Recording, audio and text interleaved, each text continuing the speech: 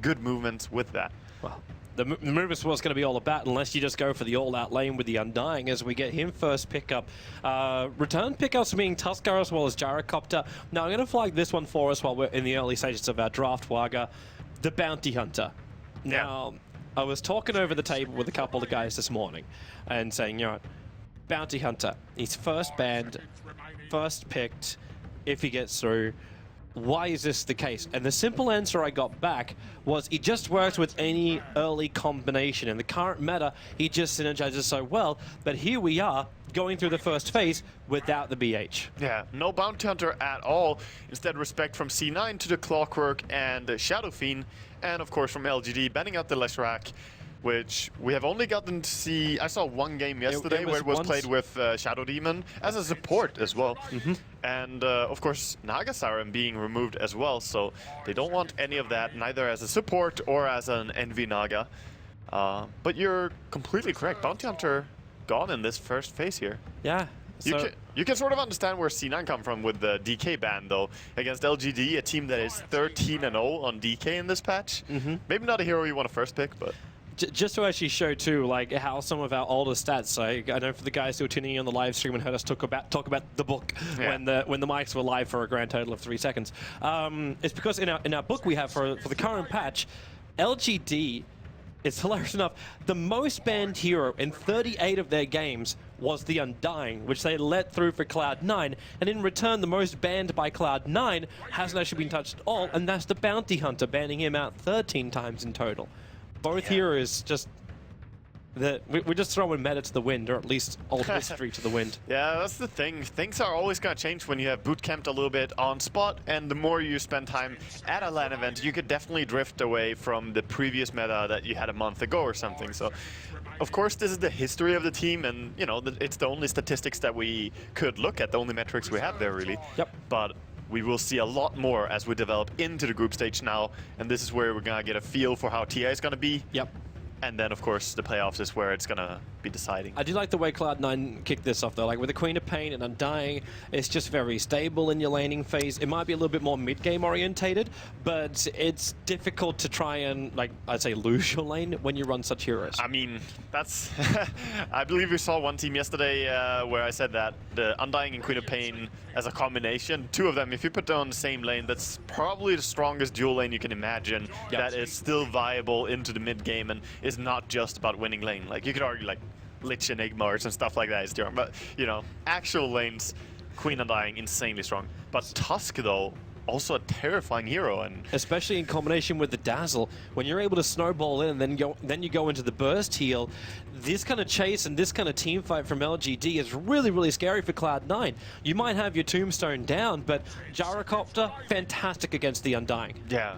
Also, the weave is going to play a great factor when you have Tusk and Gyrocopter, because the 350% crit from Tusk, along with Flak Cannon from Gyro, it's just going to deal so much more damage when you have put this weave on the enemy. Of course, sometimes you want to use defensively, but right now we see no incentive to do that. Against a Queen Undying, you will put it on the enemy. Yeah. Because more than likely the damage which both Queen and Undying do can be either repaired by the Dazzle or... It's about who has the most physical damage output, that's what it comes down to. If you can kill them before they can kill you kind of style. Yeah, exactly. So Broodmother and Viper were the last two bans by LGD C9, and then Dazzle, of course, picked up by LGD. What do you think C9 are gonna go into here? Because they still haven't really shown their cards. We don't know much here, but it's very difficult to say as well. It's very open. Like you were talking before, like the Queen of Pain Undying, you can run as a dual off lane. They still don't show too many of their cards. The Lion pickup can kind of be played anywhere. It doesn't feel like an aggro lane. In fact, it almost feels like I'm still leaning towards the dual off lane, but everything's pretty open. Yeah, and I honestly believe, you know, it's so early to say here, but they do add in some nice disables here, because Queen Undying, super strong heroes, good at fighting early on, but they do not stop TPs. They don't keep the enemy there. You can always just TP out from these early on in the game. So having a hero with two different disables, great for them. Now they can actually find off heroes, especially when there's a Dazzle with the Grave TP. You don't want to be standing there going, oh, where's my stuff? Yeah, speaking of... don't have one. Well, speaking of someone who doesn't have one, where is our Bloodseeker? Where is he? Yeah, I mean, he hasn't been played much at all. Has he been played a single game I haven't seen a single game of him during the wildcards, but I'm wondering... Pretty surprising, honestly, because... Cloud9 want to do it. Yeah, you know what I wonder even more? Where's the Winter Wyvern in this game? True. Because none of these teams seem to value it. It is obvious that every team seems to rate the Dazzle really highly, because he just works very well into many of the lineups. All your physical damage is super scary when you have him, and of course, the sustainability to push down towers is always valuable. But Winter Wyvern has not been played as much as I expected here. I'm actually perfectly alright with that too. Even though he does make for entertaining team fights, when you get a hero like Alina now into the pool, she could be core mid, she could be also support. Either way, I'm still happy with it. It's primarily just because we get a high level of aggression coming out from Lina. Yeah, and they needed to add up some magical damage for sure, and now they also get the pure damage available from Lina's ulti. So they have a nice mix because the physical damage from Gyro and Tusk already really high. They have decent magic as well, but just not long range reliable. Like Lina can burst out very quickly.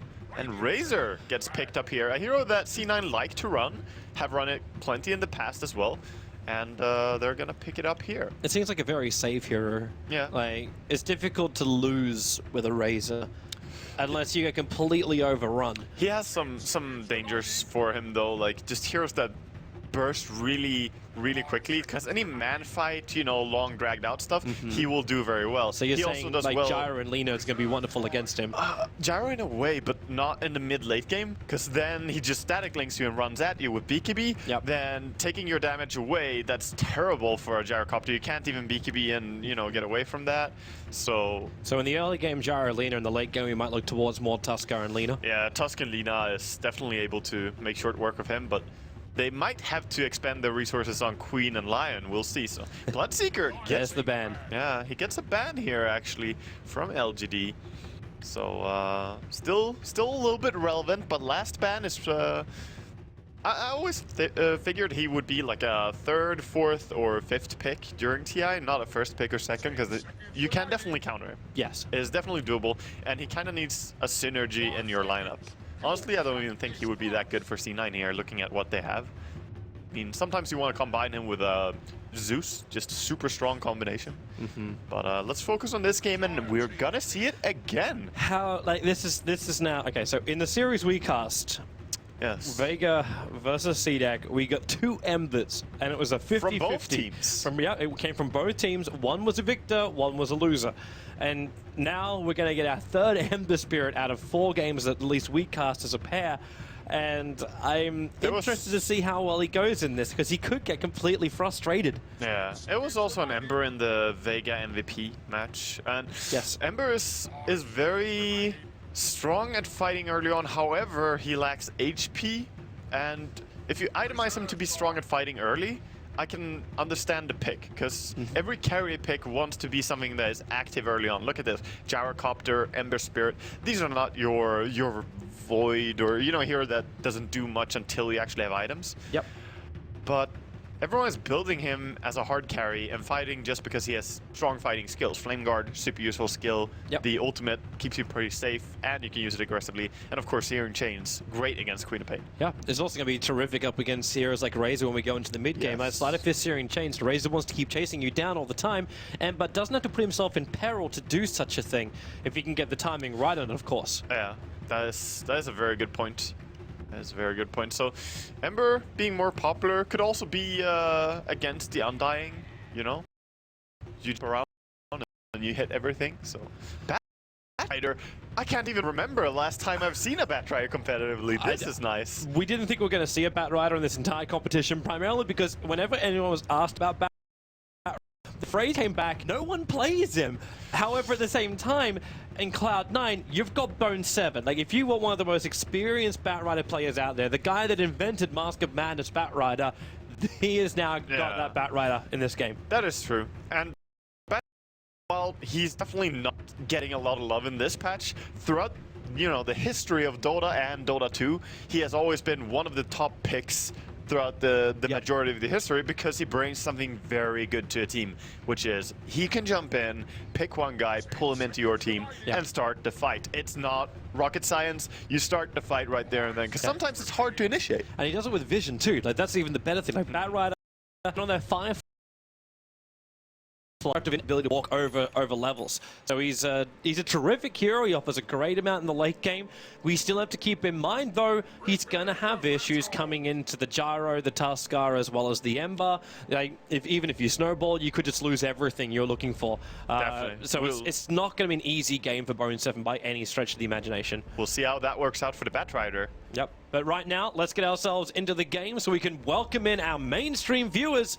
If you're joining us now, joining the people in Dota TV, I am W1, joined by Waga doing LGD, going up against Cloud9. Game number 1 here of our group stage. 3 games going on at the same time, but we are your pairs here on the mainstream. Yeah, really excited for LGD versus C9. I'm really happy we get to cast this. We get to cast a lot of C9 games. We do. And we also have 2 IG games coming up later today.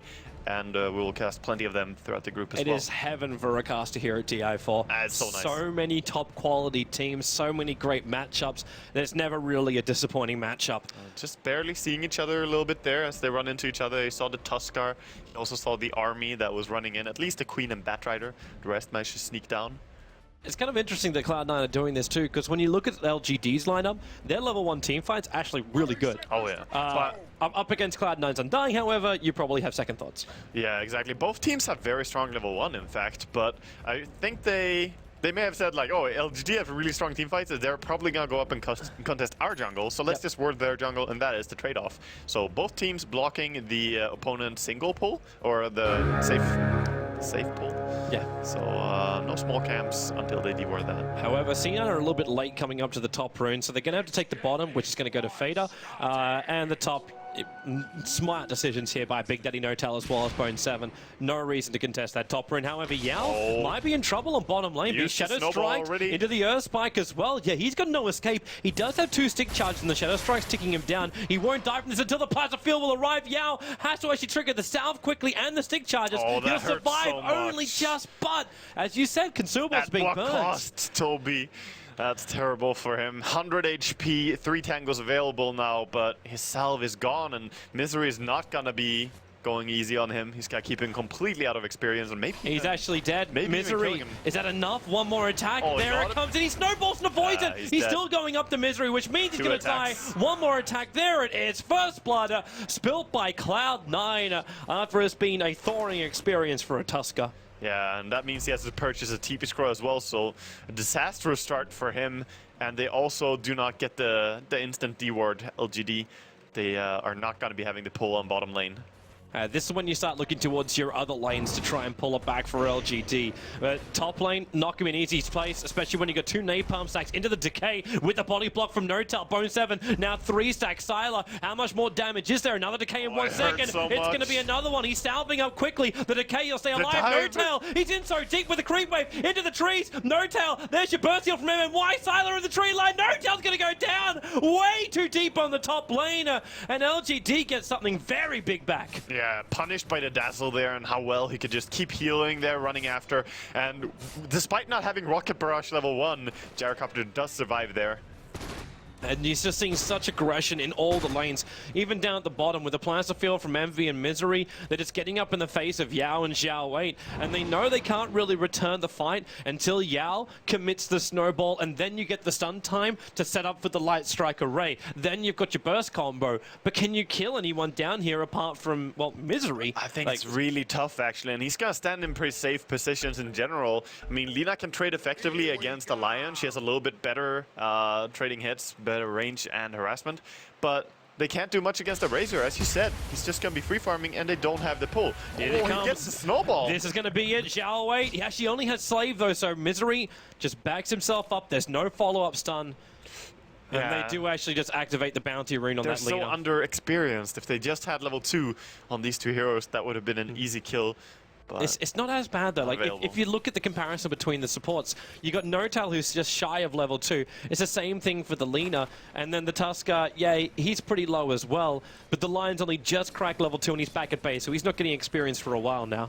Yeah, that is true. So both teams suffering a lot on their safe lane right now, but you're gonna see Envy go aggressive again on Yao here, but a stun should just disjoint him here. I don't think he can keep chasing. It didn't steal that much damage either, even with the 2 points up in Static Link. Yeah. What do you actually like about the build here for the Razor? Like, what's the best thing up against the lineup? I think he will leave it at 2 points. I don't think he's going to max the Static Link. This is very common. You put 2 points into it. Now 2 more points in Plasma Field, so at level 5 you have 3 points into it. Or just 1 point into Unstable Current. But Plasma Field is super strong nuke. You can see how much damage it deals there. Yeah. Easily forces Lina out. And what's Yao going to do against this? Yeah, like, Sticks are the only reason he's staying in this lane. Top lane, Notal committing the Tombstone. They're on the run to Flame Break. Pushing Silent back so far, but they just have no stuns available anymore. So Silent TPs himself away to freedom. Still good harassment. They're pushing them off and now securing their safe lane a little bit. Mid lane aggression, Lion coming in, actually gonna bring down maybe here. Well, that Sleight of Fist, the shield can't protect him, and the PMS wasn't triggering off enough. So, yeah, easy kill. I say easy kill. Mystery has had some good rotations on him in this game. Like, first the First Blood, and now also coming in and securing this kill on what up till now was a very even lane. Queen was winning slightly, but now more dominantly gonna be able to win this lane up. That is what you're looking for too, out of Cloud9, that ability to do the rotations. Xiao Wei's gonna be really careful how low he is. Had at level 3. Plasma Field dealing tons of damage to him. And there's no more mana on the Razor. He expanded his stick charger so he was able to do that Plasma Field. So because of this, SARS is going to give him one of his salve. Actually, it's only a Tango. They haven't seen the Gyro yet, but he's going to show himself now. But they understand that there are lane switches in work, and Bone7 is very happy with that. He's just free farming top right now. So they watch the wrong Misery. Yao, I think he wants to snowball. He didn't pick up MMY. Actually, snowballing up and away from Misery. Lost the vision. The shards will still come down. MMY turned into a frog. Just running. But he's just, yeah, he's legging it. How and is with he Envy coming in, he's fine. Oh, that was... So the snowball disjointed. He didn't bring the Dazzle with him. I cannot believe that he's actually alive right now. First the snowball on the... I mean, that was unfortunate, snowballing the incorrect target, but the fact that the ice shards could not keep him in place, man, Misery is just getting away with everything this game. Man, look at all the lanes as well. Like, you got Bone7 free farming a Batrider top lane. LGD have dragged everything off the top. They put him into the mid. It looks like Yao finally, like, he got distracted by trying to kill off the Lion, which he didn't get, and now is moving up to the top lane. But the middle laner, it's being crushed by Fader. 19-11 up against a 15-5. Bottom lane, Envy is having a party on the bodies of the dead creeps. It is 29-8 for the Razor. Yeah. How is Gyro meant to keep up with this? He's 16-1 and he took most of that from the top lane. And Gyro's not the best recovery hero either. He normally will sit at a pretty high CS in the early game because he has a strong laning presence and he will farm stacks very quickly. So Razor having this good of a start, Batrider as well, and Queen, this is boding very well for C9. Yeah. But as you said on mid lane, the fact that Fada is doing so well, he does have a little bit better of a hero in the one-on-one matchup, but he's also an amazing mid player. He plays really solid. That he does. Like, he doesn't lose mid very often at all. No, we haven't even seen his rotation yet. Like, you're looking at Fader about to crack level 7, so we're going to have the 4 points up in Scream, as well as that Sonic Wave. So the burst damage you get out from Fada is just so big. If he gets himself a good rune, like, would you believe a haste rune, which is ever so conveniently waiting on bottom lane. Good old S4 rune, just waiting there. He's waiting for his bottle to arrive, though. It's coming out in the courier. Yeah, just gotta stand around. Not much to do for him right now, just waiting for it. They have sent the Tusker top now, and he's gonna try and get something out of this lane as well, realizing that he should be safe to farm there. But you always gotta be careful about Bone7, who did not skill Lasso until level 7, by the way. He just realized I can farm faster if I don't skill Lasso right now, and I'm not gonna gank anyway. So it's like, is it really needed? I'm not gonna rotate until Blink Dagger, right? It's a good decision. I mean, there was no point skilling it right then. Always gotta think about why you would do something in Dota. And okay, LGD. Do we say at this point they've lost all 3 lanes? Yeah, I think so. Pretty solidly. I mean, now they do have the ulti on Ember though, and some other tools to start bringing this game back, and they are stacking the jungle a lot. Look at the big camp. You're right, that's a lot of money. So they have tons of money available. If they pick that up on the Ember and then fight with it, a little bit too deep. Remember, he's still got the defensive spirits as well as MMY there. Yeah. So he'll use the Shallow Grave. I think he was waiting for Fader to throw out the Sonic Wave. I actually think they should take this on Ember and fight. They could leave the big stack on Gyro. I was thinking about it, which is best, but I think someone has to be strong enough to put up a fight against C9 soon, because this is not going to be a laning stage for much longer. Soon, the movements will start. It's all about the Batrider and his timing, really, and he probably is going to go Travels first this game. He does love to do it instead of Blink. We'll go directly into BTs? Yeah, that's his most standard build. Is Boots of Travels and then Mask of Madness and then Blink, or Boots of Travel, Blink. But his first rotation is going to be scouted out. If you actually look at the warding from LGD, it's really smart. They're waiting for him to come. So these next set of wards they placed, you got one on the mid lane, just on the Radiant Cliff side. Now this will see all the way over towards the mid tier 1 tower, and then the one on the bottom lane is actually looking up to the tier 1 tower on the bot. So the second you bring support in, you'll know it. However, Sylar on the bottom, up against Eternal Envy, lets the call down go. There's more support. The Sonic Wave with the Scream gets the kill, but the Searing Chains, they're still fighting underneath Tombstone. This is not the greatest position in the world. Yao might use Snowball actually protect maybe, which he will do so, dragging him up to Eternal Envy. They still haven't finished the kill. 13 HP or survival. Fader picks up a double kill on the other side. He's actually on the other side of the trees. He'll live and get the kill on Tuskar. LGD just can't get a sausage. Yeah, and that was 4v3 as well. So the 4 of them could not do it. They have to run away with their mid laner. Man, that was a really tough fight for LGD as well. That first fight had to go well. Now they're going to be in a real tough struggle. And with those rotations failing, the Batrider flash farming, if you even start to lose control of your jungle, there's no more of these stacks to be had. No. You may even lose them if you do see Bone7 start to rotate and he sees that. Yeah. And he might pick up BT to start with, and then 2-3 minutes later, he'll actually have the whole shebang with the Blink Dagger. That's the power of the BTs as well. Like, first of all, of course, rotating over the map is much quicker when you have the travels. You get so fast. But also the fact that when you farm with Firefly in the jungle, if you have travels, you can farm 4 camps. That's pretty amazing, so you can definitely steal a lot from the enemy jungle. Smoke movement from LGD. Looking for an opening on top lane. Misery is the most exposed one. So simple snowball in. He goes for the Earth Spike, trying to get the timing just as they came out of the snowball, but it was a fraction of a second early. So a simple pickup. There was the Lina who got the last hit in there, so Xiao 8 doing it with the Slave. Yeah, that was a pick-off that they needed. They need to keep finding these kills. That was 3 heroes committed though, and they only got a support, so it's a good break, but they can't really lane bottom lane at all. And mid lane is also dangerous, so they have to start taking their jungle before Batrider comes in there. That's a very important point. Oh, he went for the Blink Dagger, actually. So, Bone7 going for the more secure gank of a Blink Dagger and Smoke. Well, you might just feel confident enough that you've got the aggression factor up. It looks like Sylar's going to be the man taking that big stack. Yeah. Both Call Down, Rocket Barrage, and Flat Cannon. They'll mop through it. MMY's going to soak up the experience, and so is Yao. Also took one Satire last hit there. The dirty little support. I got my eyes on you, MMY. Well, they got level 6 on Tuskar, so now we've got ourselves an ability to punch over on LGD.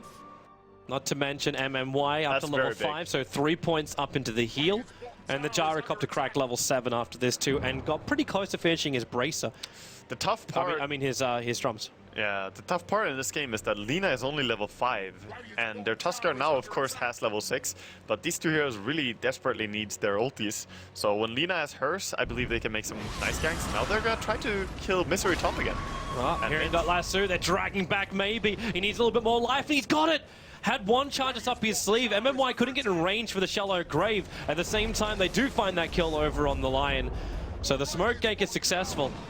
Yeah, while C9 not so, and that's the first reveal of the Blink. Yeah, and that was the first reveal of the Blink and a smoke committed from the Batrider. That gank is super important that it works, and it was very close that they killed Ember. So great there for maybe they actually lived this time, and that's not gonna set back his next item. So. Man, LGD is going to be so happy with this. Even though you're so far behind, you've got your level 6s you were talking about. You needed that over on the Lina. You've got this. So the gank combo of Xiao and Yao, these guys just move around, never give the space. Misery is just going to crack his own level 6. Oh, they're the tag team, the two of them. Like they can make a lot happen.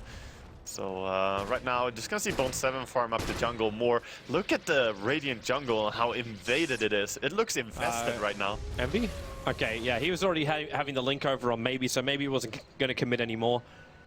But Envy's getting very aggressive into the tier 2 tower. Yeah, Notice also Envy's build. This is a pretty standard build. You could put 1 point into Eye of the Storm as well, and he might actually do so next. But putting several points into Unstable Current, being faster and more able to run down the enemy, this is a very strong Razor build. I think Notel is also pinging out to Envy. It's like, can you please come up here and farm this stack? He's actually stacking the Radiant Jungle, which is a little dangerous if it gets called out, especially when you get heroes like Jara, even Lina. Lina with like a 3-1, it's not the easiest way to mop up a camp, but it'll be successful. I'm a little bit worried for the wards that LGD just dropped in the enemy jungle, because it's nice to have deep wards and deep vision, but you want to have the wards where the fight is going to be taking place. And right now, C9 are just living in LGD's jungle, so these wards might just see that, hey, we're not there. And while that's information, that's not the best information. And Envy doing multi-camp farming, while the rest of his team pushing the tier 1 tower. Bone 7 again, just hovering back.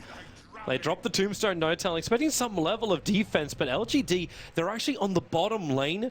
And it looks like they're grouping up for a big 5-man smoke, and they are going to do so. But is this to contest the mid tower? You got no fortification. I think they might be going for Envy. Well, actually, the Tombstone's only got 6 more seconds left on it. When they arrive, this Tombstone's going to disappear. So they snowball in, they go after Fader. He can't get the blink off in time, and Fader, they get the kill. The Sword couldn't get, not the lasso, will be dragging you out back. Shallow Grave very early on, but they get the perfect shards off. And Misery, Envy, and Notel, there's one small path to freedom around the corner, but Ember Spirit jumping down, killing Envy on the way through. It's a double kill for Zhao Wade, while Dazzle comes in for the heal bomb on Notel. The rest of Cloud9 are bailing out of here. 3 for going 0. wrong. Wow, really good fight for LGD there, and there was just chaos in C9. I think they were just panicking over the, oh, Tombstone is dying, we have to run. But then they jump in and grab, but they grabbed a guy who used everything already. The Tusk had cooldown on every single spell at the point that the Batrier grabbed him. And there was no way they're gonna win that fight if they stayed, so they lose their Queen, they lose their Razor, and the Undying. Those are 3 really good kills for LGD. And with this, the net worth's going to start to balance out a little bit more. It's a good swing, but you had yourself almost a 6,000 net worth advantage going the way of Cloud9. Oh, C9 just over 10 minutes in, and now it's back to 3,000, and it's still going to tip before C9 can get themselves back into the lanes. The experience was roughly the same as well. Yeah, C9 were doing amazing at that point, so now, of course, with those kills going the way of LGD, it's a little bit more even, but still C9's control for sure. I don't know how they're meant to push, however.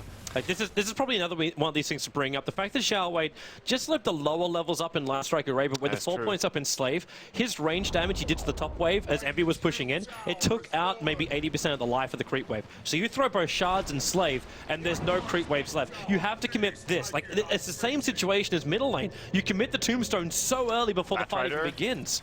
He wants to get a grab. He's there looking for it, but he's going to back off. And yeah, as you said, they have to drop a preemptive Tombstone if they even want to stand and hit the tower at all, because the creeps get pulled back. But is this the way to do it? Because you're losing Tombstone after Tombstone. Yeah, this one actually gonna get farmed up as well. So 150 gold over this Lina. She's very happy with that. She's almost finished a full Yule Scepter. Like, I think it was the Void Stone, which is already on that courier for Zhao Wei. But as you say, like, how else are C9 gonna push until they have Aghanims on Razor? The only good part about pushing that they have is Batrider being able to start the initiation, but if it's just about killing the tower, there's no helping that. So LGD is much more rounded in their draft here. Of course, having a heal like Dazzle and his Shadow Wave, that is amazing for pushing. So no sustainability on C9. Oh, now these wards which LGD planted almost 3-4 minutes ago are going to come to fruition. Oh yes. Because you can see everything inside the dire jungle. You group up as 5 and you take tier 1, tier 2. Yeah, they also got a D ward on the C9 ward that was on the lane up here. So the lane ward is removed, and they have their 2 wards in the jungle that can now be much more relevant after they won the mid fight. Looks like they're not going to force the top lane too much. Ember Spirit still needs to find a lot more farm. And maybe that's something else we should be looking at. When does Ember Spirit hit his timing based on the start he's had? Yeah, tough to say. It depends what he wants to transition into from here. He has the Bracer and he has the face boots, but I think he's just gonna go straight for the drums or Battle Fury. I think Battle Fury, actually. We'll see if he decides to pick up drums. I think Faye's gonna get very, very frustrated soon. Yeah. Because the Radiant Creep Wave actually gave vision up. Another thing to note is that the Undying zombies, they don't die to cleave. but you have to hit them. So if you have Battle Fury on Ember and you jump to all of them, you're actually going to get to hit on all of them and cleave from them. So that's why Ember can work really well against Undying. So, you get more jump, you deal more damage, and if any of the enemy heroes are in the range, then you actually inflict more damage. Exactly, because the old Tombstone, you would just kill all the zombies with one Battle Fury attack, but that's not the case anymore. So that might be a reason why we see more Ember now. He's just very nice against Undying in this sense. That's just a gimmicky interaction though, or something you should know. LGD are baiting. Drums was the choice. Yeah, they are. This is a really, really big bait. But it's so obvious. Well, they know that they're not being watched because of their observer wards and sentry wards that have already been placed. So they know they got command of their own jungle. They do. That's a very nice sentry. I'm just looking at Xiao 8 as he's running around and just, you know, securing his own jungle again, trying to put down some good vision for his team. Meanwhile, Silas got a nice creep wave on top coming, so good farm for him. So you got the 2 cores farming and the other 3 of LGD sitting and waiting. But C9, like, I think they're getting sick of this. They smoke underneath their own tier 2 tower at the exact same time as like cooldown was used on the top. So you're not going to be able to TP down to the bottom lane and give that to support when this fight comes. But now the wards are paying off for LGD. Look at this. They can back off. They saw that no one is farming the enemy jungle anymore. Oh, they're going to see each other as they run in. They have been spotted. They're trying to break the smoke. This is the best area of vision where they can break the smoke of Cloud9 and still get away to safety. He's looking for the initiation. He sees them. Oh, they found Yao, dragging him back. Tombstone instantly down. Yao, he can't snowball in time. They just have to let him go. MMY was coming in for the shallow grave, but he just couldn't reach him. That was a lot of skills committed for our Tuskar though, so now they know that in 20 seconds they're really strong to fight. They could just wait for a Tusk respawn and start going then. They could maybe even have gone in and punished, but the Tombstone is so risky to dive into. They're trying to loop around the Tombstone. But the Dire Observer ward, this ward is so nicely placed down the tree line. Oh, as you say that, Mama, yeah, he's on the case.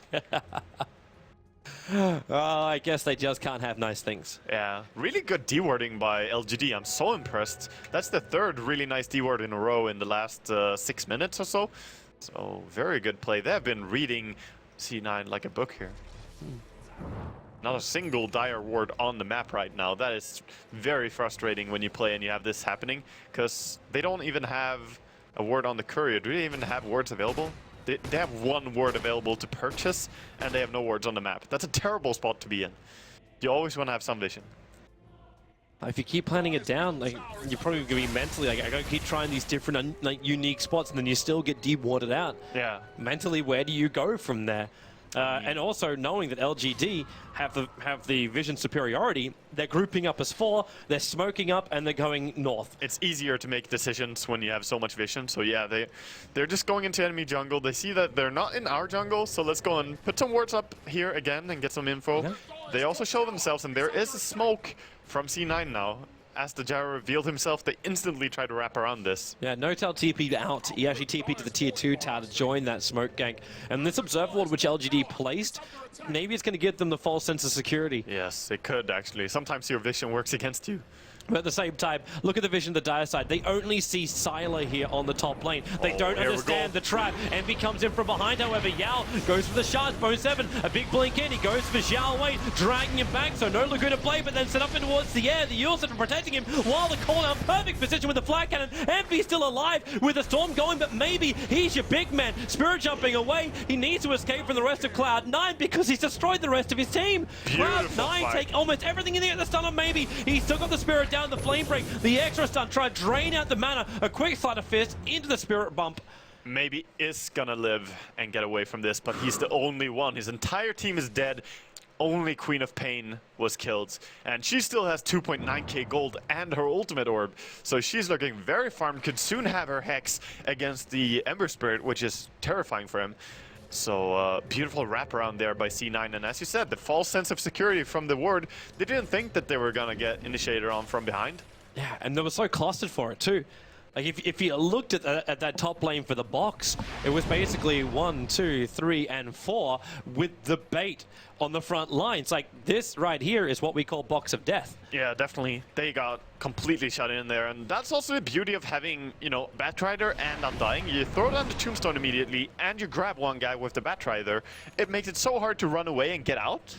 So you have to kind of help your guy who's being pulled away, but at the same time, if no one kills the tombstone, you're just stuck in, as you called it, box of death. And who was meant to kill the tombstone? Even your disables, like Lina was the one I thought was going to be the biggest factor. That's why I was focusing on her at the start of the fight. And then she had to defensively Yule Scepter. So you can't even stop the Bat Rider from getting that lasso back, because she could have just Yuled him up and then just thrown down the Lion Strike Array, the Slave, tried the Laguna Blade down the Razor of all people, who's walking around with both Ogre Club as well as Mech and High 1 charges. You're not going to find that kill. And 4 points into Unstable Current, which hurts you a lot when you're gonna nuke him with a single target. You get slowed for 2 seconds, you take some damage. It's not what you want at all. And next fight is only gonna be harder when he has his full BKB on. It's gonna be very, very difficult. Here they come. Oh. Xiao Wei, Tombstone's gonna drop. The Pony Seven's not in position for the blink. However, Misery will onto Xiao Wei. But not enough to follow up there. He did have the ulti available on Lion as well to target down Lina, but he didn't have more follow-up, so decided to save it. 23-minute scythe that you're talking about. Yep. It's now arrived fully. Interesting. I think this is the first time here at TI that I see the straight-up Hex rush, whereas many people have been going for the Ags and Yule Scepter or Yules into Ags. That kind of build, but Hex is superior against Ember. It is so good to lock him down. Yeah, it's a different mindset too. Like Cloud9 are looking at this going, okay, team fights and then pushing is probably where we're going to find victory here. If you're going for the Aghanim Scepter build, you got more confidence in your own, like, we just push as 5, or it's always like reset team fight, next 30 seconds, then we go again. I wouldn't hate to see the Necrobook build this game as well. They don't have any pushing at all, and they're going up against the, you know, maybe Ember and the Gyrocopter on this side, and Dazzle. Late game is going to be dangerous. I'm not saying that they're straight up weaker, but it's still not going to be easy to execute if you can't finish this game when you have a big advantage. Would you then look for the more classic Razor build with the Aghanim Scepter? I'm not going to say Aghanim's Refresher, but like, would you go down that line? Envy loves Shiva on his Razor as well, so could definitely see a Shivas, but Aghanim's Refresher is very, very strong for pushing, so they could go into that, downside being that you don't get too much HP from it. This mech is so delayed by Lina, because she's going for it. Like, they actually made Lina our mech builder. Needs another 600 gold to complete it, and that's after Yule Scepter and Arcane Boots. Look at her max HP. Like, she has so much gold on her, but it's not turning into that much yet. Not in her HP pool, at least. Not survivability. Oh, there's some dewarding going on with that gem over on Bone 7. Amazing to have a gem on Batrider. One of the best gem carriers for sure, along with like Coddle and Night Stalker, Slark, heroes like this. Because he can always have the flying, just get up there and find these wards. So we're gonna see if C9 can set up for Roshan here, as LGD are definitely on the back foot. They don't have much going for them. Do they have a smoke available right now? Or does C9 still have enough damage for Roshan? They do not have one on them, and their shop is actually out of smokes, so yeah, they don't have a smoke to use. I'm not seeing a medallion over on Cloud9, so like going in for Roshan could be pretty difficult for them. Yeah, it is a little bit hard. They don't have, again, the best heroes to bring down Roshan. Don't have good Rosh, don't have good pushing. They have very good fighting heroes. That's what they have. Yeah, they could bait the fact they're going for Roshan, and maybe this is why the Sigil is now making its long trek across the Radiant jungle over towards the pit. Just think, you know what, hey, maybe they're looking at this. Yeah, definitely. It's going there to scout. But interception. I mean, they're just fine farming up the enemy jungle right now, but maybe realizes this as well, so he's just pushing top. He's like, I don't know what's going on, but I want to be farming. I want to be doing something. I'm gonna take this tier 1 tower, and he's completely safe in doing so. Surprisingly, Cloud9 didn't fortify that. They had fortification up. Yeah, you should always do it. If you remember it, you should always do it for a tier 1 tower, of course. Just would delay a little bit of time. Yeah. But it's going to be trade-off anyway. Cloud9, it's not a big they've got 3 guys forcing in the tier 2 tower. There's your fortification from LGD. Now, that one won't regenerate after this tower goes down because there's no tier 1 towers left for LGD. But because of, like, you could have bought yourself 4 more seconds, this tower is now taking a fair amount of damage for it. Yeah, and the push bottom now as well. They're getting into the base here. See if Batrider can sneak around and get the vision here. Maybe he can finish this tower by they himself. ping him. He's got the double damage rune, so he can also TP back into this fight with the high damage. And Envy, well, there's your Blink Dagger in, 4 stars away. Couldn't actually get the lasso on, which means the Tombstone is a little bit too deep here. They couldn't drag the lineup back, so the Tombstone will drop. The tier 2 tower was lost on top lane. Yeah, they got the tower there, and they also hold very nicely that they saw the Batrider early as he was trying to sneak in. He was in vision when he tried to go down there. Let's see what C9 do now. Just reset into the enemy jungle once more. Well, they had to. Like, when that weave, like, MM1 actually got a 5-man weave at the start of that. C9 was so clustered together, you got a 5-man weave, and C9 was like, you know what, we're losing all our armor. That's a double damage rune, Ember Spirit. We do not want to be here. And Ember does have the Battle Fury now. You know, I'm going to believe that that is one of the bigger parts that separates casual players and players who are very experienced is things like that, small things. People won't notice the dazzle and how much it does until you actually have played quite a bit and realize it's a very dangerous spell. If you get Gyrocopter's flat cannon on you when you have minus armor, your entire team might be gone immediately.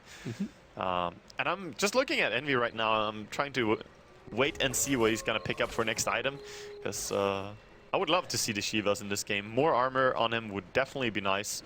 And, he might need it just to up against the Dazzle. Yeah. More than anything else. But he then might also think, well, should I build an Assault Cuirass for my team? Like, I know you like the Shivas on him, but like, who else would be building such an item for Cloud9?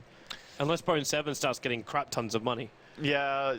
Like, Assault Cuirass is okay as well, but it's just that the Shivas synergizes really nicely with your Plasma Field as well. You send out the Shivas and Plasma Field, you slow them down, you deal tons of damage in AoE, and you just run in and be a boss, you know? The Sigil Scout's doing its work.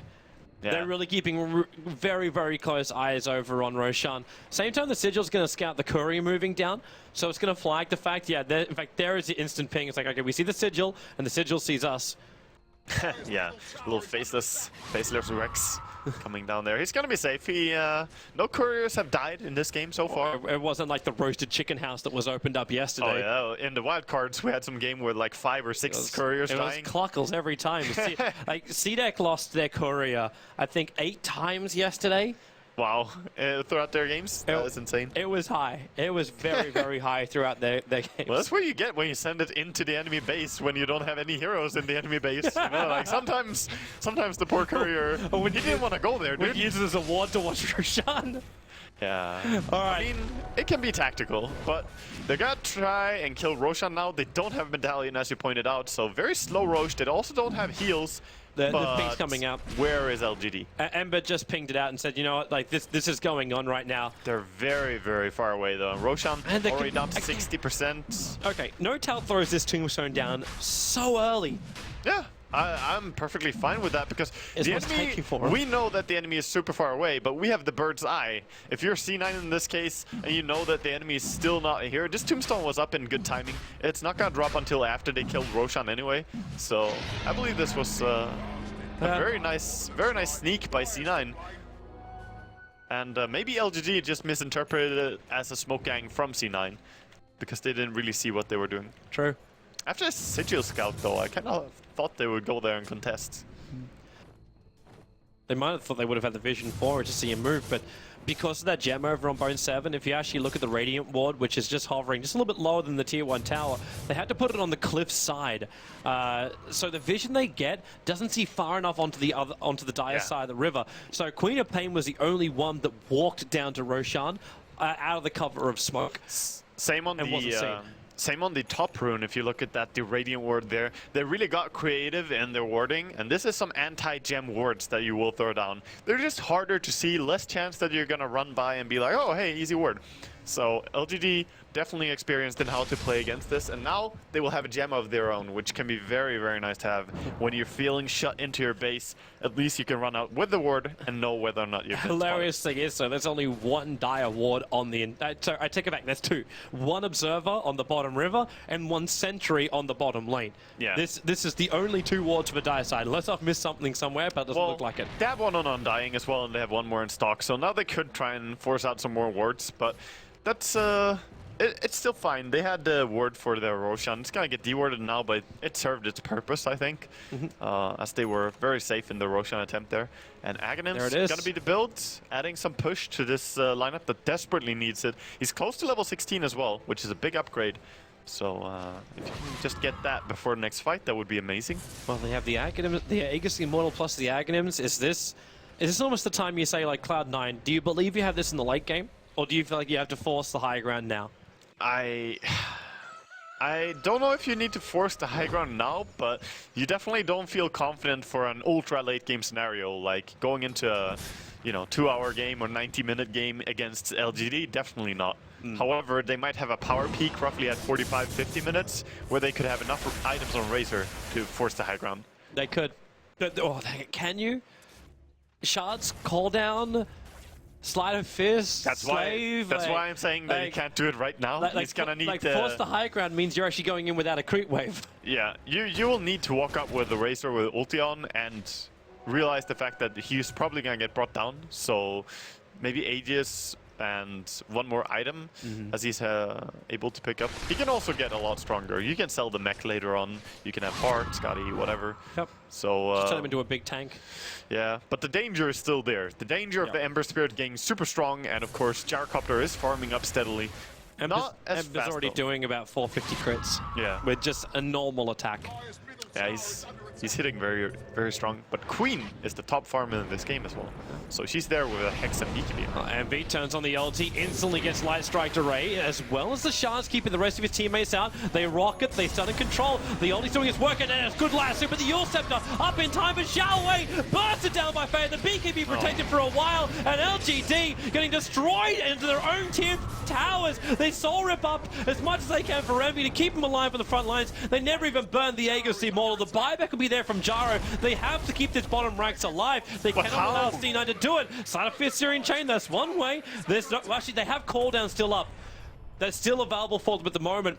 Yeah, they do have cooldown, but they're also outnumbered so hard. And C9 realizing, hey, that was a good fight. We're losing our tombstone. It's going down. Let's back out, reset, and enjoy what we did. Pat on the back, and we'll come back tomorrow, you know? Yep.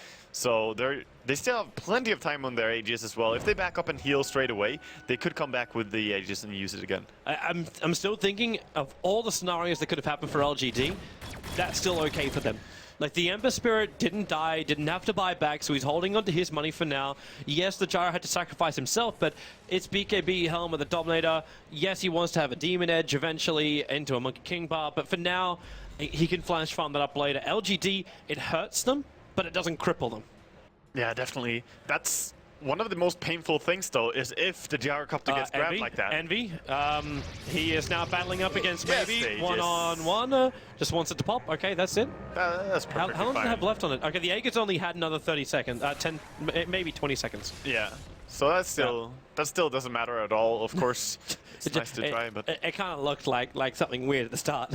yeah, it was kind of a strange fight. You will see it sometimes when someone fights with the Aegis. Anyway, It doesn't make, like, if it was the old Aegis, it would make more sense. But now, Yeah. now the Aegis has regeneration properties anyway. yeah, exactly. It doesn't matter at all, as you would still get your full HP, Yeah. no matter if you fight or not. Queen is up to 4.5k gold right now. Holy bananas. He's gonna add up some strong item next. What do you go for? Is this just the Aghanim so you go back into the older armor. build? You need armor. I think Maybe you should... go the Shivas on him. Yeah, you could definitely go Shivas on Queen as well in this game. So I believe either Shivas or Scotty on her. You need something that's gonna bring some survivability. The Scotty gives some armor and gives plenty of HP and good stats overall. And also having that slow available to attack the Gyro with is super good. But she actually did purchase... Oh, she's going for the Aghanims now, or no? Yeah, she is. So Queen Aghanims is the next item. That was not an item that I would have predicted, actually. Because they don't fight every 40 seconds. They fight roughly once every 3 minutes, 4 minutes. You know, Yeah. the cooldown on the ulti doesn't seem to hurt her. I agree. But maybe it's this... Well, no, yeah. They're just predicting that they will turn up the heat and fight more frequently now. And having the AoE damage against... Here they come. Snowball in onto Eternal Envy. It was a very short range one. Punching him up in towards the air. The Tombstone still drops from Notel. And they lasso back Xiao Wei. He is so far away. Can they can potentially Yule Scepter just to buy some time. But time is all they're going to get from this. Xiao Wei will still end up dying. And this will mean the tier 2 tower will go down, but the tombstone has been expended for this and the lasso. In fact, Sleight of Fist, Searing Chain, Fader trapped underneath the tower into your Walrus Punch and Call Down. They actually don't even take the tower. Yeah, they forced him off the tower. They only lost Alina, so this is very good. And the tombstone was committed. So once again, C9 have to kind of back off. They don't have the Razor ulti anymore as well, so just waiting for their next push. They do at least find the Radiant Observer Ward finally. It lived for a long time. In the last 1 minute of his life. It had a long, good life. It was a happy ward. All right, so if you're Ember now, okay, don't worry. I'm already answering my own question by checking out the fact he's got the Daedalus recipe on the courier. Yes. So the full Daedalus is going to be purchased from Maybe. There's no saving for buyback for him. Yeah, almost all the Embers that we have seen, when it comes to the choice of buyback or first Daedalus, they always pick up the Daedalus. Because it's such a big change in next team fight. You're going to be so much more dangerous having the full Daedalus. Should actually flag too, the fact that Xiaowei died means that the gem of LGD was passed over to Cloud9. Oh, they actually stole that gem. Yeah. Yep. So they've got 2 gems. One's over on the Bat Rider, and the other one's over on the Lion. So this Observer Ward, which is also placed on the first hard camp of the Radiant side, is just sitting there right next to the other Radiant Observer Ward. The vision is coated everywhere across Radiant jungle. That's one of the closest camps as well, like one of the few that you can farm when you're feeling on your back foot, when you are pressured back into your base. So having that blocked really hurts you. You need to get that removed. Well, where's Maybe meant to find his farm? Like, he moves over and he's realized, wait, our camp didn't spawn. Why is my camp not here? I can't farm up. They did stack the Ancients though, so they're trying to prepare farm for themselves, but it's only a double stack right now. Need to wait until it's a little bit more to really go there and get some value. So you're gonna find money for both Sylar as so the Daedalus is on Ember. Do you prioritize Sylar getting into a Monkey King bar now? Because again, we're looking at this bait train. I think you have to have some damage on Sylar soon. Yeah, you need to get the MKB, definitely. You could even go Divine, like honestly. Just need damage in the next fight. But I think you're still not as desperate that you have to go Divine straight up. Go for the MKB is probably fine. Cloud9 scouted out the LGD stack, killed off the 1 range creep, which was the trader of the Dire side that was stacking for the Radiant, and then leave a ward behind. So they're not actually taking the stack. They're waiting until LGD tries to do it, and then we'll probably come and counter-initiate. But they're looking for Roshan now. Poor range creep, dude. He got a bribe. It was so good. An offer he can't resist. Yeah. Exactly. Well, LGD this time around are in a lot better position to go in for Roshan, but Cloud9 have their same Dire ward up, their same Roshan ward, so the Satyr has to be set instead. Now, this belongs to the Gyrocopter, so he's moving in and realizing, okay, just Roshan's got basically no life taken from him, but they're definitely there. Yeah, and they are gonna move up a little bit here. They find the ward. Yep. But running up there and actually killing it, a little bit scary against Batrider. But when you put a Spirit in also inside the pit, there's no way that Cloud9 are going to feel comfortable to go for Roshan. They put the ward, but they're never going to check that because they know the enemy are close. They don't want to walk up there. So even though the Observer Ward is in range, they're just too scared to walk close to the river. Actually, sentry warding everywhere. But they're not, for all the ward places they're doing, because they pinged out the fact the camp was blocked. But they didn't sentry ward that. They sentry ward on the river edge and not deeper in. Yeah. So either LGD know about the ward and don't care, or they just forgot. They definitely know about the ward. I believe they may have forgotten because, you know, focus on so many other things, Roshan coming up, but that's still a big deal. They need to get rid of that ward. It gives very good vision as well as blocking one of their most important resources. The Spirit just timed out for Ember Spirit, and Cloud9, they went into it. You've now got a full Skadi over on Eternal Envy, so he's become almost 3k worth of life tanky. Yeah, he's super, super strong. He's a very dangerous threat right now, and no matter what item he ends up next, I think he's reaching that terminal status where he can actually just go. Oh, the poor range creeps, dude. Come on, Envy. Oh, he got away. Okay. It's like no mercy for the trader. Damn. And now they get rid of that Dire Observer Ward. Finally. And Cloud9, well, they're going to smoke. So either it's a jump into the pit, which would be useless because the Spirit's there. They want to fight. They want to fight straight up. The LGD don't. But LGD is still grouped up as 5, and they're on the other side. Oh, this could be terrible. They're going to show themselves on this creep wave. Actually, no time for that. They got to go.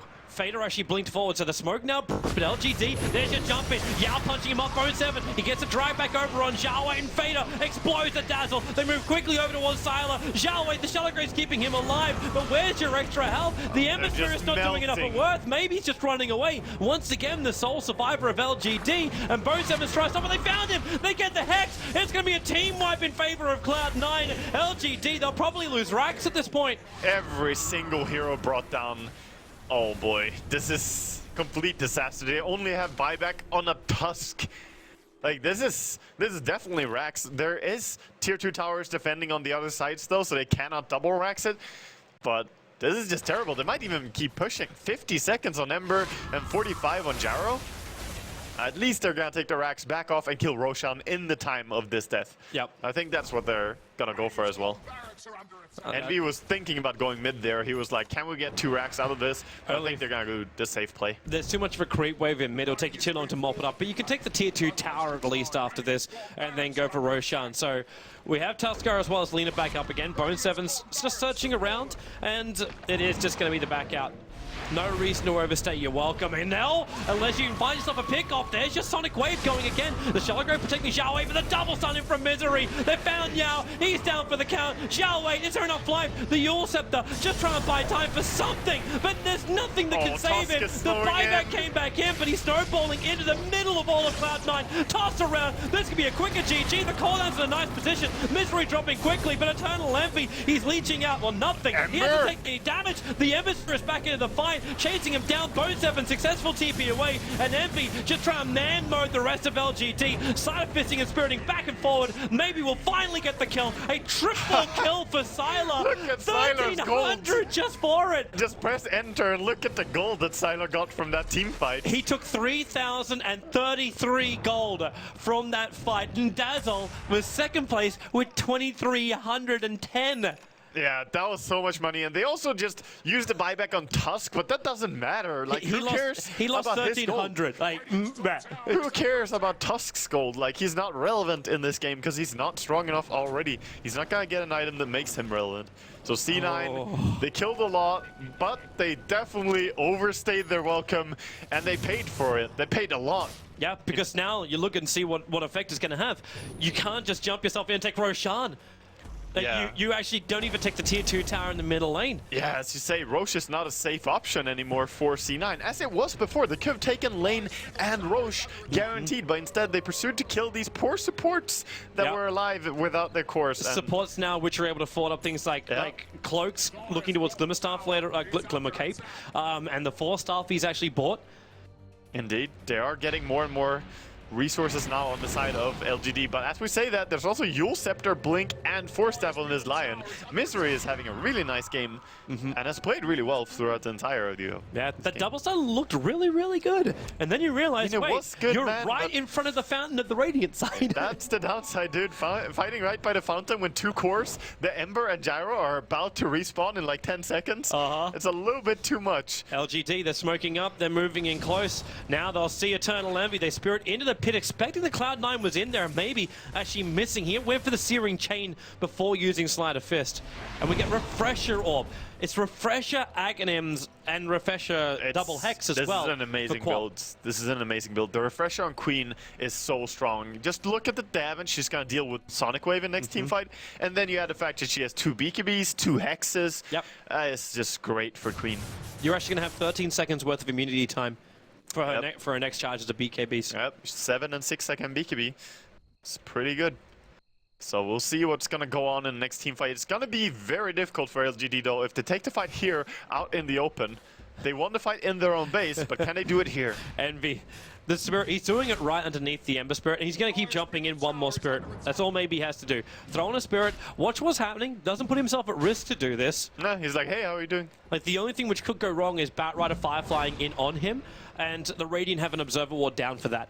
Actually, their ward positioning's really good unless you get the Tombstone on this hill, the northern hill of the Roche Pit. If it's on the southern hill, that's the most common spot, is to put it up there. Yep. And that's very hard to fight. If you cannot kill these tombstones, you normally just lose the fight. Especially when, like, as Ember Spirit, you could probably bring it down. And in fact, look, they put the tombstone right in front of the Radiant Observer As we Ward. said, though, I mean, Ember can benefit from the zombies stacking up. He can definitely deal more damage. Oh, right Roshan there. so low. That Spirit, he's not going to jump in. Eternal Envy finishes the job. And they just back up. Yeah. They didn't find an opening. Very safe Roshan there, steady and easy from the side of C9. They have the entire solo crest as well on Big Daddy No Tail, and that is really good in this fight, in this game. There is of course MKB on Gyro, but against Ember, it is amazing. So does LGD now defend their tier 2s? Do they feel confident enough they should just like smoke up and come and defend the tier 2s, or do they just let it go? I don't think there's any way you will take the tier 2 fight after giving up a Roshan. But if you're gonna do this, then maybe you should be on that bottom lane. Yeah, like but they're pushing. They're not feeling 100% that they're not gonna be bottom already. Like they think that they were gonna go top. Now, of course, it's obvious, but they didn't feel 100% safe. Right, so maybe install them up the bottom lane to try and relieve some of the pressure. The middle lane was pushed up nicely. I'm kind of actually liking the Blink Dagger over on the Ember, considering how quickly he's going to move from position to position. It's okay. I mean, it could be money spent towards second Daedalus, though. I'm not sure if I like it or not. There's the Tombstone committal Bone 7.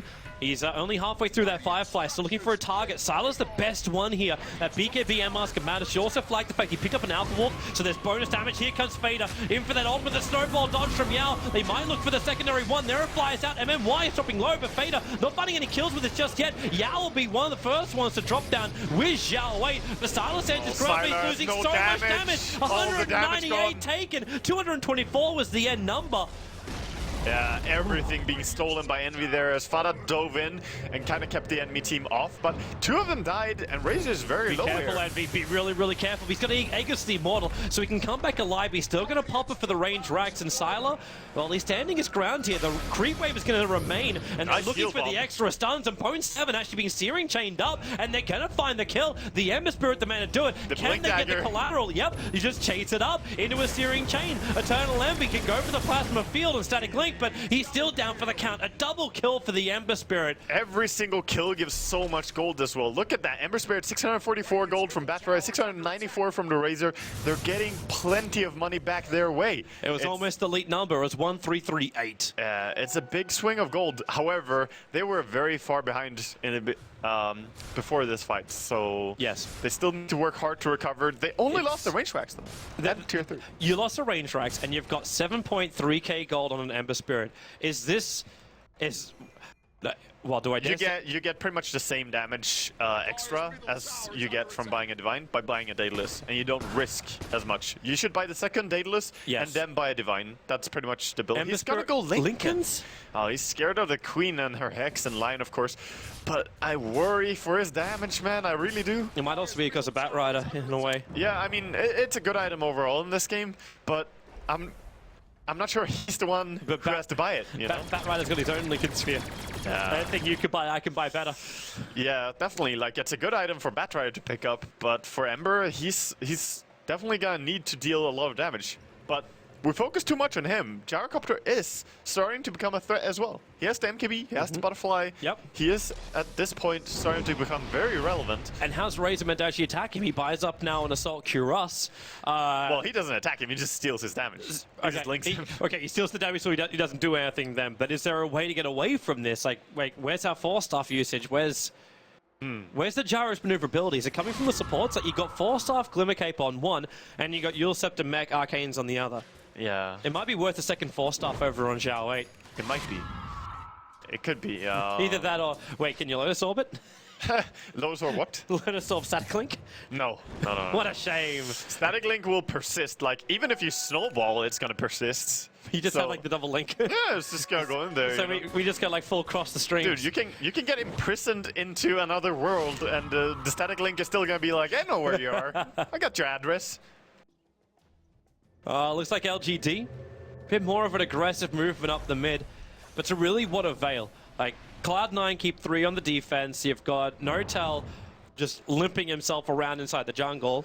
And Fade has managed to wait so long that not only is Refresher Orb coming off cooldown, but he's managed to farm 3.5k gold. And they're grouping up together. It's a 5-man smoke move. It's the smoke time. They're going now. C9 looking to be the initiators again. It has been going really good for them when they get the initiation.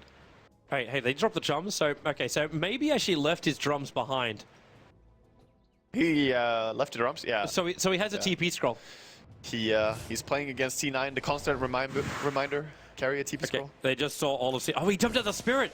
Maybe. Whoa. That wasn't intentional. He went to the Spirit back in the middle lane. He's not on the top lane at the moment.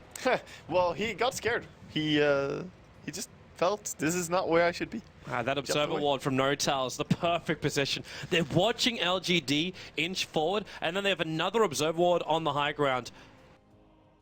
Yeah, and right now it's very, very important. The initiation is everything. They still see him. Here comes Bone7. Glimmercape, he missed the air. He actually missed the lasso. 4 stops away, realizing it wasn't going to work. He gets the BKB, and now the Lincoln Sphere protecting Sylar of all people. Snowballing in after Undying Fader. Trying to blink further away, and they get the stun and the burst damage. The Tuskar will drop. Eternal Envy. Okay, that Laguna play didn't really do much. And Envy, they just run away. Glimmercape it up, but the blinking from Fader. He'll actually use his refresh so he can blink away again. And Sylar drag back in. They shallow grave him up. Envy so low, maybe try and rip him apart. They brought down Envy. Sylar still so low, finally dead for the cause. But Fader, how big is that cause? They're chasing up to him. The BKB will wear off, and the Ember Spirit jumping in deeper. The blink dagger up. He gets a Syrian chase. The 4-star Notal trying to buy himself some space to actually get the Glimmer Cape off, but he'll still end up dying. Meanwhile, home in trouble. The tier 4 towers drop, but that's all that was lost for LGD. Yeah, very even exchange there in the end, losing Razor and dying for the Gyro and Tusk. But okay, this game is one of the games that's actually starting to convince me of the usefulness of having an Ember Spirit. He's playing it very well, and he's doing a lot of damage in this fight. So much money from these fights too. Like, where is the death on Maybe? It doesn't exist. He's up to 6k gold again. He's been surviving a whole lot. The Blink and Lincolns has been doing a lot of work for him, and his damage is still there. We could see how quickly he makes work of even a Solar Crest Undying, who normally could be very, very tanky and hard to bring down. Is this still the point, though, where you say a second Daedalus is going to be worth it over a Rapier? That's right. Yeah, Seven is like, am I the one who kills you? Or? Xiaohui's going to find him and just Yules? He, okay, triggers the Lincoln Sphere with the Yules. Bone 7 just trolling around. It's at that point you would actually want the 4-staff. Trigger the Lincolns with a 4-staff, then Yules him up. Look at Queen, pressure top, someone has to defend, and the tier 1 bottom is not really something they can go for here. It's okay, like, Xiaohui just buys a TP scroll from the side shop, he'll get himself back, and they're just trying to add as much pressure to the bottom lane to make it so C9 just don't just storm down the mid again. Yeah, their entire push was stopped though, so they're gonna have to go back and defend, keep farming up, and once again, we're looking over to the Ember Spirit and seeing like 7,000 gold, what do you do now? And with this item build that he's going for, I still think that he should go for a second Daedalus in terms of just damage output. Yep. He definitely has the survivability and maneuverability. I'm okay with either option. I mean, I would love the Divine as well. I think everyone would, just as a crowd favorite, but he doesn't need to take the risk, so why do it? Same time, we're getting Queen of Pain finishing up an Octarine core. Octarine. So he has lower cooldown now on the Refresher, and of course just lower cooldown on Blink in general is very nice for her. So she's gonna be even more maneuverable. Of all the positions in the map right now, LGD are gonna be the first ones to, 1, deny Bounty Rune with the Wild Wing, and 2, see the fact that Roshan has respawned. It was a very quick spawn time. It was only 7 seconds out of the potential spawn time of him. Nice. So Cloud9 at this point have not scouted it out, but LGD are aware of it. Yeah, very good. The Helm of Dominator is still doing work from the gyrocopter, showing that off with the creep. I'm actually wondering now what Cloud9 can do with this. Because if you get the Aegis model, do you drop the mech to get the Aegis over on the Razor? And you can't drop anything on the Queen of Pain unless she drops the Soul Booster. Yeah. Either Cheese or Aegis. I would say that you still want to do that. Like, you still want to put the Aegis on your Razor, I would say. It's a 5-man smoke out. LGD are not going to let him have it, but then again, Cloud9, they started it, and then they fell back. So Fader, the first man at the front lines, he'll BKB, Hexed on Xiaohui, isolating him with a Sonic Wave. They're still going to find that kill. MMY going to be lassoed up, so there's no Yellow Graves going to help him out. They're fighting within the Tombstone, but now Sylar, finally with the cooldown going to work. Watch your Ember Spirit as well. He's going after Bone 7. They've managed to actually bring down line. Bone 7 successful to run away, and then MMY is going to cut him off with the pass. Trying to be denied by the neutral. It's not possible to do so. Fader and Envy, controlled as maybe bounced himself away on the back of the Spirit. They keep their 2 major cores alive, and Cloud9 expended a lot to do that. Every core still alive, and that was A pretty clustered fight once again. Ember was going all over the place, managed to kill the Lion, then get out. But also the Queen of Pain and her Hex, so dangerous. They're almost secured the Ember. For the rare gatherers. Is it time? It might be. Maybe it's in the neighborhood. So if you want to get yourself some rares, get your camera position right on Ember Spirit. Do you actually have to look at it? You actually have to be watching it when you purchase it. All right. That's how you get the rares. Okay, follow. Secrets to victory. And before Scriff never takes the camera off Ember from now on. Well, Roshan's going to die now to Cloud9, so they will get the Aegis. Eternal Envy will lose the mech for the Aegis, the Immortal, and the cheese for the moment will be carried by Notal. But he can just give... Actually, he's dropping on the ground. Oh, he can blink and hex him. Oh, he jumps away with the ulti. He's going to farm the Ancients, though. Queen might be aware of this. They're pinging it out. I'm not going to try. There's the blink. Too tough to kill him in the end. How much surplus has he got? He's got 3.8k surplus. What a magical number. What a nice number, Ember. What a very beautiful number. If only I could buy something for it. 3.8k gold. But more than likely, he could just be looking for a Monkey King bar on the second Daedalus. And he could buy both of those back at base without having to risk losing a Rapier and losing your first game of the group stage. Like, we're about to crack the 1 hour mark, and by the looks of it, He's going for it. This game's still got legs. Is this it? Red time. Red time. 80 viewers. Real men walk here. Okay, they're going for the fight now, and he's hiding his Divine. He doesn't want to show it to lane creeps. Yep. Keeping it secret. Keeping it safe. He's still going to be different. Like, it's still going to be careful. It's daytime. So vision is quite far, and then someone has to come down the bottom lane. Like right now, the Satyr of the gyrocopter is the man who's doing the I don't think I've ever seen a Helm of the Dominator do so much work in one game. Like, it's been scouting Roshan's right and left, stacking and defending the Ancient. Like, it's actually feels like one extra hero on the side of LGD here. How long does it take for Ember Spirit to get pinged out by C9? They're killing the creep wave so quickly, they'll take Cloud9 to be watching the creep wave die to understand what item maybe Probably know they could already have just said it. Yeah, but, without actually pinging it. But it's very common that you just ping in a reaction when you see the Divine, so... Do we also look... Okay, imagine this game goes on longer. Before we actually start this fight, let's do some hypothetical. Do you hold on to the Blink Ogre as an Ember, or do you get something like BKB, or maybe even another Daedalus? I don't think you want BKB in this team. I don't think that's the play. I think just go more damage. You could switch in your Blink for more damage. Or in a very late stage, you could let someone else buy a Linken's and put it on you. Would you also think about Monkey King Bar, considering there is a Solar Crest over on the Undying? Is it worth it just for that? No, I don't think so, just because of that. Because you try to kill everyone as Ember, not one specific guy. Well, Sleight of Fist, Envy dropped down to half of his life from that. And they also managed to catch Misery out of position. Xiao with the Light Strike Array, Laguna Blade, well, okay, he died so quickly to the Ember. That was just Sleight of Fist crit coming in there. I mean, Ember is just doing work when he has this Daedalus and Divine. The single target is extremely strong from his Sleight of Fist. Yep. It is really, really dangerous. And if they ever dare to stack up, the Battle Fury is going to remind people that you can't do that. So how does C9 end this? Like, the 5-man movement with initiation to a big fight seems to have been their way before. Can they still do that, or should we look into a split push? I'm not sure. I think they need to win a team fight still, so it's all about the initiation. Find the right point of initiation with the Queen and the rest. But one thing that I question, Queen has 13 armor with a full gear cap. She did not go for Assault Cure, she did not go for Shivas. Yep. Against this form of physical DPS and a Dazzle, I think they're honestly in a dangerous spot because of itemization. Sure, they have their Assault Cures on their Razor, but you definitely need as much armor as you can pump into this lineup. The interesting thing though, like, if you watch the way Fader plays most of his previous team fights, it's just been this nuke down the supports. Like, it's like, okay, I gotta kill Leader, I gotta kill Dazzle. If I kill them, we should be able to win the fight. If it's worth my life, we go for it, and then Envy rolls through the rest. Yeah, he lets the Batrider go on the Gyrocopter, and then he goes on the Dazzle, so that Dazzle cannot save the Gyrocopter. That's pretty much their play. That's how they take the fight. But at this stage of the game, it's, you know, you need something, of course, to stop the Dazzle, but can you commit the Queen to that? Can you actually? I think Lion has to find his way in there. Speaking of Lion, look at his item build. This is really strange to see. The day gone late? Really strange to see him pick up a late... Oh, Bone 7! He's actually got it! That was the full Satanic. That was so huge. Very nice clutch play by Bone7. He and saw he it was coming. so close to being punished as well. The hilarious thing is that if you looked at what LGD were doing, like they moved the courier up so they could see on the high ground. They're The gonna Tusker push. knew he needed to de-ward it out as well, but they still walked up and did it that way. Like you could have actually had the courier on the left side. They're gonna being more capitalize. defensive. Yeah, they're gonna capitalize on this try and go before he gets the Satanic now, because they know it's purchased, so probably no buyback. But the Aegis only has another 30 seconds.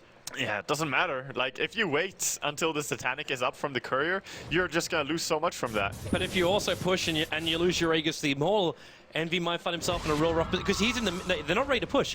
Envy's a big boy. He will handle. Is there anything on the courier which you can take back? I think you honestly have to go now. He's just to mock him. He's buying Satanic over on the Dire Courier right now. Yeah. He doesn't have the money for it though. He's short by 250. So Okay. there goes your Aegis burn. Yeah, they were just waiting for Aegis to be removed and get the Satanic on Envy and then go. Because if you just wait for the courier to respawn, you're gonna lose so much. And right now, look at Gyro. No buyback and still the same items that he has had for the last 15 minutes. But you got Ember with a buyback. I know if he dies, he's lost the Rapier. Yeah. But still, he was doing a lot of damage even before the Rapier came up. Oh, he's terrifying, for sure. It's more the fact that if you wait, he's terrifying and Gyro is terrifying. Yep. So you have to, you know, go when it's still manageable, because we're just above an hour right now, 62 minutes in, and as I said, you do not want to go into a 92-hour game, something like that, against against LGD's lineup. But it's Cloud9's You way. straight up don't. Cloud9 love these late No, games. C9 don't. They don't like this one, but in general, they find themselves in 2.5 hour games. Yeah, about that. Here they Some come. techies maybe. Cloud9, well, the tombstone drops on the man. There's your lasso. He found Yao. Oh, So he got him. Tusker being pulled back out again. Where is your damage, though? Like, you've got Fader attacking the melee ranks on the top, and then Sleight of Fist Searing Chain with a Blink Dagger up. Fader has to BKB himself away to safety. They still haven't gotten rid of the tombstone. Now Silo will come in and do the job. Yeah, So the top racks remains, the mid tower remains, and Cloud9 also triggered the Eye of the Storm. They got the pick off, but it's just a Tusk. He has his buyback as well. Yep. And they use their Flaming Lasso, which means they can't control the Gyrocopter in the next fight. So they're just being very, very cautious in their approach, and this is allowing the Gyrocopter to slowly make his way towards buyback money. 1,600 to go. It is very expensive to buy back 1 hour plus for a Gyrocopter. It really is. At the same time, though, you look at C9's buybacks. Because of all the purchases they're doing, they've got 3 buybacks. Batrider, Lion, as well as Quap.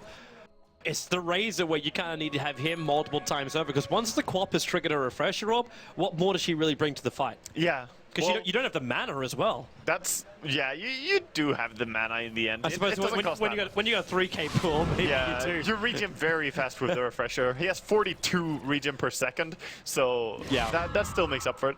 But as you said, he doesn't bring much in the continued fight.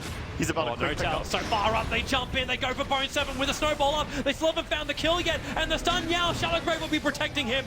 The Finger of Death as well, so Dagon wasn't enough to Oh, the kill off Razor's Yao, but dealing Envy's damage. right next to him. The Glimmer Cave enforced up the way. Yao will survive. They keep the Tusker up, and now Xiao Wei Fader wants to throw the ulti out. He'll bring down the leader, but Eternal Envy, still the main man. The front lines of misery. A double stun on Silent MMY. They fall with the Hex, but now Fader under the tier 3 tower, punched up and towards the air and crit it the down. crit. 4-6-1. The top racks. That's all you need. Top racks are dying! It's fine. Cardi, is he strong enough? Yao, okay, Yao's not actually strong enough to fight this. He has a snowball to get away from the rest of the tree wave, whilst Ember Spirit killing up the rest of Cloud9. You might lose melee racks, but you still hold them in. You're not up against Megas, and the Ember remains alive through all of this. Yeah, they won that fight very convincingly. No buyback as well on Eternal Envy. He bought the Satanic before this, so there might be the knowledge on LGD as well that they're The just gonna go 80-second straight. window? Yeah, that's a big window, dude. Okay, maybe. Is this just when you go, like, all the way? I mean, he can keep pushing the bottom lane, and he has travel, so he can join his team. Yep. So definitely he can join up. Well, that's probably what he should do, considering we're 65 minutes in, this tier 1 tower is still alive on bot lane. 65 minutes. It would require 1 hit from an Ember Spirit to kill this thing. That is impressive, actually. That tier 1 tower. I hope it never dies. Never die, you beautiful But bastard. even with the GG combo. Yeah, even if they lose. Well, so Sala's going to push the tier 3 tower. Here's the BTs coming in, so Ember Spirit will join it, and we actually get another Divine Rapier purchase. It's on the courier, so they're coming for the tier 3 tower. That's his backup rapier. It looks like, though, LGD will take the mid-racks. It's worth a fallback from this point, though, unless they think they can go for more, and actually they're going for more. The Lincoln Sphere's going to be triggered now over on the Ember Spirit. They're taking up the tier 3 tower. 18 looking seconds. for the melee racks on the top. Bone 7 jumps in. He drags back Silent. That Bone damage. 7! The damage coming in from Ember. Yao will punch him down. The Sonic Wave was nice, but the damage is negligible. They'll actually get even more kills, more time. Envy's alive in 3 seconds. There's your Dagon going to work. Critical item from Misery. But the melee racks, they really want to have this dead. They're taking care of the creep wave and the tower, the racks. Sylar still going at it. He's got to get away from this one. He takes out the melee and then the blinking. Misery dead and burning right from the Ember Spirit. Fader still on the front line. Sylar and MMY. Where's that Ember? He's running away. He can't really risk coming back in here again unless he loses the rapier. Or do they feel like they can take this? Envy's on the front line. Fader actually trapped. There's no BKB for 2 more seconds. Sylar will drop and maybe are you still gonna stay here? Here comes Tusker. He goes for Fader, throwing him up into the air. The BKB is up. Snowball protecting. The Sigil still going to drop, and he draws over towards Envy. Blink Dagger, 2 more seconds. Too long on cooldown, but the Shallow Grave from MMY. Ember Spirit back in again, going for Fader. Spirit Shot, Spirit Ball. He takes it out. Envy will still be tossed around like a rag doll, but maybe he's going back in again. The Creep Wave actually has netted. Where is he going? He's actually going into a place that is not his own, into the tree line to TP back to base, and he is home safely next to his backup rapier. Yeah, I was actually thinking he was going to the stash to pick up his second rapier there. It was possible. He could have returned it on the courier at home. But, okay. You see his maneuverability during that fight. I almost don't want him to drop the Blink Dagger. Yeah. That's doing so much lifting. That's why I was saying like he will probably drop the Lincolns before the Blink Dagger in this game and just let someone else buy an extra Lincolns. Yep. Or even the Battle Fury. At a very late stage, it's all about killing heroes. And killing Roshan. This is the first Roshan LGD gets to take the entire game. Yeah, if they get this Aegis, this is really nice. Drop the drums on Gyrocopter. I don't think you wish you'll be game, man. That tier 1 tower's dying to just a creep wave in a moment. But Ember Spirit's got to get there. Like, he can Spirit in and he'll find the damage, but who's coming down? Notel. He doesn't have Tombstone available. Just throws the ward, so they cannot stop this Roshan. Oh, they will try though. They know how bad it will be if they don't. They're right underneath an observer ward. Bone 7 jumps in. He found Xiao Wei. Slider Fist Syrian Chain making so he can't drag it back any further. The Shutter Grave keeping Xiao Wei alive. He does have Force Up and Yule Scepter, and with a cooldown, they bought some space. Eternal Envy turns on the BKB and the Satanic, so no extra life steal in a moment. He's trying to get the kill. It's not enough. Xiao Wei, MMY keeping up his captain, and Sylar even in more trouble. They might want to have that. The fight's got so long. The Tombstone's back off cooldown. Now down the high ground. They need to bring this down. The support's doing the work. So there goes your Tombstone. Eternal Envy. He's going to drop. Maybe he's here on the front lines. He found the kill. It's a Dance Gold. 66-66 going after Big Daddy Notel. Throwing him up. That's going to be Yao doing the work. The more TP support, but it's Misery. Maybe he's hunting him down. Burning him. He'll use the cheese to stay alive. And Notel, where is this damage? We're split to 2 different sides. Misery. No, it's a crit. Oh my it was God. almost 2K. 1968 in the crit for that one. Cloud9, they're backing up with their tail between their legs. Yeah, and they have nothing on the lineup of LGD right now. This is gonna be brutal. They have buyback available on Razor. He has to do it here. Can't just let the enemy take your entire base. This is. Oh, actually, they have the tier 2 bottom, but they're still just gonna go for a throne here. They still have the tier 1. Oh, they're killing FPGs. C9. They're going for the GG push. They're actually using the Void to pick up the gem. That's a Void Courier. Sonic Wave. Okay, that's negligible. The tier 4 tower's dropping. I mean, Eddie, you have to buy back, He has to come Bone 7. There's your drag back. He always likes to wait for the last moment. Maybe he's very, very deep here. But then the defensive Spirit Fader with the Scream. Sylar and MMY. They're so low. They heal, and now Sylar turning on the Satanic, getting the life back from Envy. But Envy taking away his damage. 84 points. And Sylar dragged all the way back into the fountain. Not far enough to get the damage out from it. But you still have maybe doing the work. Cloud9, they're losing too many people. And Envy, he's in a nice coffin of death of LGD. How much damage? There he is. He's a chunk away. Maybe can't stand here anymore. Xiao Wei will drop. Sylar still here on the front line. Slider Fist back in again. The Fortress exposed. They're beating it down. Bone 7, what have you got? Nothing. No life. Nothing. He's down 1653. That's the crit on him. This will be GG. There is no more defense. That's GG. LGD take game number 1 against Cloud9. GG, well played. What a crazy game. LGD 70 minutes in and 6 seconds is when they managed to turn this around finally and take the enemy agent. And it's gonna be